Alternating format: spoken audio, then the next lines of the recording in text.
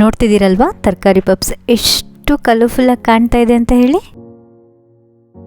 ಯಾವಾಗಲೂ ಒಂದೇ ರೀತಿಯಾದಂತಹ ವೆಜ್ ಪಪ್ಸ್ ಅಂದರೆ ತರಕಾರಿ ಪಪ್ಸ್ನ ತಿಂದು ಡೆಫಿನೆಟ್ಲಿ ಬೋರ್ ಆಗಿರುತ್ತೆ. ಈ ರೀತಿಯಾದಂಥ ವೆಜ್ ಪಪ್ಸ್ನ ಒಂದ್ಸರಿ ಮಾಡ್ಕೊಂಡು ತಿನ್ನೋಡಿ, ಡೆಫಿನೆಟ್ಲಿ ನಾರ್ಮಲ್ ಪಪ್ಸ್ನ ಮರ್ತೋಗ್ತೀರಾ. ಮಾಡ್ಲಿಕ್ಕೆ ಕೂಡ ತುಂಬಾ ಸಿಂಪಲ್, ಒಂದೇ ನಿಮಿಷದಲ್ಲಿ ರೆಡಿ ಆಗಿಬಿಡುತ್ತೆ. ಮಕ್ಕಳಿಗೆ, ಯಂಗ್ಸ್ಟರ್ಸ್ಗೆ, ಅಮ್ಮಂದಿರಿಗಂತೂ ತುಂಬಾ ಇಷ್ಟ ಆಗುತ್ತೆ. ಹಾಯ್, ನಾನು ನಿಶ್ಚಿತಾ, ನೀವು ನೋಡ್ತಾ ಇದ್ದೀರಾ ನಮ್ಮ Kannada channel niche time. Video ಇಷ್ಟ ಆದರೆ ಲೈಕ್ ಮಾಡಿ, ನಿಮ್ಮ ಫ್ರೆಂಡ್ಸ್ ಫ್ಯಾಮಿಲಿ ಎಲ್ಲರಿಗೂ ಶೇರ್ ಮಾಡಿ. ನೀವಿನ್ನೂ ನಮ್ಮ ಚಾನಲ್ಗೆ ಸಬ್ಸ್ಕ್ರೈಬ್ ಆಗಿಲ್ಲ ಅನ್ನೋದಿದ್ರೆ ಈ ಕೂಡಲೇ ಕೆಳಗಡೆ ಕಾಣ್ತಿರೋ ರೆಡ್ ಕಲರ್ ಸಬ್ಸ್ಕ್ರೈಬ್ ಬಟನ್ನ ಪ್ರೆಸ್ ಮಾಡಿ ಸಬ್ಸ್ಕ್ರೈಬ್ ಆಗಿ, ಮತ್ತು ಪಕ್ಕದಲ್ಲಿರೋ ಬೆಲ್ಲೈಕನ್ನ ಪ್ರೆಸ್ ಮಾಡಿ ಆಲ್ ಅಂತ ಟ್ಯಾಪ್ ಮಾಡೋದನ್ನ ಮಾತ್ರ ಮರಿಬೇಡಿ. ಬನ್ನಿ ಇವತ್ತಿನ ವಿಡಿಯೋನ ನೋಡ್ಕೊಂಬರೋಣ. ಮೊದಲಿಗೆ ನಾನಿಲ್ಲಿ ಎಲ್ಲ ಬೇಕ್ರಿಗಳಲ್ಲೂ ಸಿಗುವಂತಹ ತರಕಾರಿ ಪಪ್ಸ್ ತೊಗೊಂಡಿದ್ದೀನಿ ಮತ್ತು ಪ್ಲೇನ್ ಪಪ್ಸ್ ತೊಗೊಂಡಿದ್ದೀನಿ. ಅಂದರೆ ಬರೀ ವೇಫರ್ಸ್ ಇರುತ್ತೆ, ಯಾವುದೇ ರೀತಿಯಾದಂಥ ಸ್ಟಫಿಂಗ್ಸ್ ಇರೋದಿಲ್ಲ ಇದರಲ್ಲಿ. ಖಾರ ಆಗಲಿ ಸಿಹಿ ಆಗಲಿ ಯಾವುದು ಕೂಡ ಇರೋದಿಲ್ಲ. ಅದು ನೀವು ಯಾವುದಾದ್ರೂ ತೊಗೋಬೋದು. ತರಕಾರಿ ಪಪ್ಸ್ನಲ್ಲಾದರೂ ಮಾಡ್ಕೋಬೋದು, ಮೊಟ್ಟೆ ಪಪ್ಸ್ನಲ್ಲಾದರೂ ಮಾಡ್ಕೋಬೋದು, ಯಾವುದ್ರಲ್ಲಾದರೂ ಮಾಡ್ಕೋಬೋದು. ಈ ರೀತಿಯಾಗಿ ಇದು ತರಕಾರಿ ಪಪ್ಸ್ ತೊಗೊಂಡಿದ್ದೀನಿ. ಸ್ಟವ್ನ ಪೂರ ಕಮ್ಮಿ ಉರಿಲಿಟ್ಟು ಅಂದರೆ ಲೋ ಫ್ಲೇಮ್ನಲ್ಲಿಟ್ಟು ಒಂದು ಪ್ಯಾನ್ ಮೇಲೆ ವೆಜ್ ಪಪ್ಸ್ನ ಓಪನ್ ಮಾಡ್ಕೋತಾ ಇದ್ದೀನಿ. ಇದಕ್ಕೆ ಇವಾಗ ನಾನು ಫ್ರೆಶ್ಶಾಗಿ ಮನೆಯಲ್ಲೇ ಮಾಡಿರುವಂತಹ ಮಯೋನೀಸ್ ಹಾಕೋತಾ ಇದ್ದೀನಿ. ಮಯೋನೀಸ್ ಮಾಡೋದು ತುಂಬಾ ಈಸಿ. ಹಾಲು, ಎಣ್ಣೆ ಮತ್ತು ನಿಂಬೆ ರಸ ಇದ್ರೆ ಸಾಕು. ಅದನ್ನು ಮಿಕ್ಸಿ ಮಾಡಿದರೆ ಫ್ರೆಶ್ಶಾಗಿ ಕ್ರೀಮಿ ಆಗಿರುವಂತಹ ಮಯೋನೀಸ್ ಮನೆಯಲ್ಲೇ ರೆಡಿ ಆಗಿಬಿಡತ್ತೆ. ಆಲ್ರೆಡಿ ನಮ್ಮ ಚಾನಲ್ನಲ್ಲಿ ಮಯೋನೀಸ್ ರೆಸಿಪಿ ವಿಡಿಯೋ ಹಾಕಿದ್ದೀನಿ, ಕೆಳಗಡೆ ಡಿಸ್ಕ್ರಿಪ್ಷನ್ ಬಾಕ್ಸಲ್ಲಿ ಲಿಂಕ್ ಕೊಟ್ಟಿರ್ತೀನಿ. ನಿಮ್ಗೇನಾದರೂ ಮಯೋನೀಸ್ ಮನೆಯಲ್ಲ ರೆಡಿ ಮಾಡ್ಕೋಬೇಕು ಅನ್ನೋದಿದ್ದರೆ ನೀವು ವಿಡಿಯೋ ನೋಡ್ಬೋದು.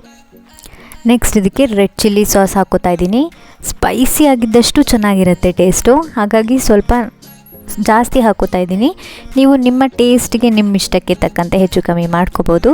ನೆಕ್ಸ್ಟ್ ಇದಕ್ಕೆ ಟೊಮ್ಯಾಟೊ ಕೆಚಪ್ ಹಾಕ್ತಾ ಇದ್ದೀನಿ. ಸ್ವಲ್ಪ ಟ್ಯಾಂಗಿನೆಸ್ ಅಂದರೆ ಸ್ವಲ್ಪ ಹುಳಿನೆಸ್ ಇರಲಿ ಅಂತ ಹೇಳಿ. ಮಕ್ಕಳಿಗೆ ಕೆಚಪ್ ಎಲ್ಲ ತುಂಬಾ ಇಷ್ಟ ಆಗುತ್ತೆ. ನಿಮಗೆ ಹೊರಗಡೆ ತಂದಿರೋದು ಬೇಡ ಅನ್ನೋದಿದ್ರೆ ನೀವು ಮನೆಯಲ್ಲೇ ಈಸಿಯಾಗಿ ಕೆಚಪ್ನೆಲ್ಲ ರೆಡಿ ಮಾಡ್ಕೋಬೋದು. ಆ ವಿಡಿಯೋಸ್ ಕೂಡ ಕೆಳಗಡೆ ಡಿಸ್ಕ್ರಿಪ್ಷನ್ ಬಾಕ್ಸಲ್ಲಿ ಲಿಂಕ್ ಹಾಕಿರ್ತೀನಿ. ಮನೆಯಲ್ಲೇ ಮಾಡ್ಕೋಬೇಕು ಕೆಚಪ್ನು ಕೂಡ ಅನ್ನೋದಿದ್ರೆ ನೀವು ವಿಡಿಯೋ ನೋಡ್ಕೊಂಡು ಮಾಡ್ಕೋಬೋದು. ಇದಕ್ಕೆ ಇವಾಗ ತರಕಾರಿಗಳನ್ನ ಹಾಕ್ಕೊಳ್ಳೋಣ. ಮೊದಲಿಗೆ ದಪ್ಪ ಮೆಣಸಿನ್ಕಾಯಿ ಅಂದರೆ ಕ್ಯಾಪ್ಸಿಕಮ್ನ ಕಟ್ ಮಾಡಿ ಹಾಕ್ಕೋತಾ ಇದ್ದೀನಿ. ಮತ್ತು ಅದ್ರ ಮೇಲೆ ಟೊಮ್ಯಾಟೊ ಸ್ಲೈಸಸ್ 2 ಇಡ್ತಾ ಇದ್ದೀನಿ. ಮತ್ತು ಇದೇ ತರಕಾರಿ ಹಾಕಬೇಕು, ಅದೇ ತರಕಾರಿ ಹಾಕಬೇಕು ಅಂತ ಯಾವುದೇ ರೂಲ್ಸ್ ಇಲ್ಲ. ನಿಮಗೆ ಯಾವ ತರಕಾರಿ ಇಷ್ಟನೋ ಆ ತರಕಾರಿ ಹಾಕ್ಬೋದು. ಮಕ್ಕಳು ತರಕಾರಿ ತಿನ್ನೋದಿಲ್ಲ, ಹಸಿ ತರಕಾರಿನ. ಈ ರೀತಿಯಾಗಿ ಮಾಡಿಕೊಟ್ರೆ ಡೆಫಿನೆಟ್ಲಿ ತಿಂದೇ ತಿಂತಾರೆ, ಅಷ್ಟು ಟೇಸ್ಟಿಯಾಗಿರುತ್ತೆ ಇದು. ಇದಕ್ಕೆ ಇವಾಗ ಈರುಳ್ಳಿ ಸ್ಲೈಸಸ್ 2 ಇಡ್ತಾ ಇದ್ದೀನಿ. ಕೆಚಪ್ ಕೂಡ ಅಷ್ಟೇ, ಹಾಕಲೇಬೇಕಂತ ಏನಿಲ್ಲ. ನಿಮ್ಮ ಅನುಕೂಲಕ್ಕೆ ತಕ್ಕಂತೆ, ನಿಮ್ಮ ಕ್ರಿಯೇಟಿವಿಟಿಗೆ ತಕ್ಕಂತೆ ನೀವು ಚೇಂಜ್ ಮಾಡ್ಕೋಬೋದು. ಚೀಸ್ ಇದ್ದರೆ ಚೀಸ್ ಹಾಕೋಬೋದು, ಪನ್ನೀರ್ ಇದ್ದರೆ ಪನ್ನೀರ್ ಹಾಕೋಬೋದು. ನಿಮ್ಮ ಇಷ್ಟಕ್ಕೆ ತಕ್ಕಂತೆ ನೀವು ಇದರಲ್ಲಿ ಚೇಂಜಸ್ನ ಮಾಡ್ಕೋಬೋದು. ಇದ್ರ ಮೇಲೆ ಹಾಗೆ ಸ್ವಲ್ಪ ಚಾಟ್ ಮಸಾಲಾನ ಸ್ಪ್ರಿಂಕಲ್ ಮಾಡ್ಕೊತಾ ಇದ್ದೀನಿ. ಅದ್ರ ಫ್ಲೇವರ್ಸ್ ತುಂಬಾ ಚೆನ್ನಾಗಿರುತ್ತೆ. ಮತ್ತು ಸ್ವಲ್ಪ ಉಪ್ಪನ್ನ ಹಾಗೆ ಸ್ಪ್ರಿಂಕಲ್ ಮಾಡ್ಕೊತಾ ಇದ್ದೀನಿ ಅದ್ರ ಮೇಲೆ. ಇದಕ್ಕೆ ಒಂದು ಸ್ಲೈಸ್ ಚೀಸ್ ಇಟ್ಟು ಕ್ಲೋಸ್ ಮಾಡ್ಕೊತಾ ಇದ್ದೀನಿ. ಇದನ್ನು ಇವಾಗ 2 ಕಡೆ ಚೆನ್ನಾಗಿ ಬಿಸಿ ಮಾಡ್ಕೊಳ್ಳೋಣ.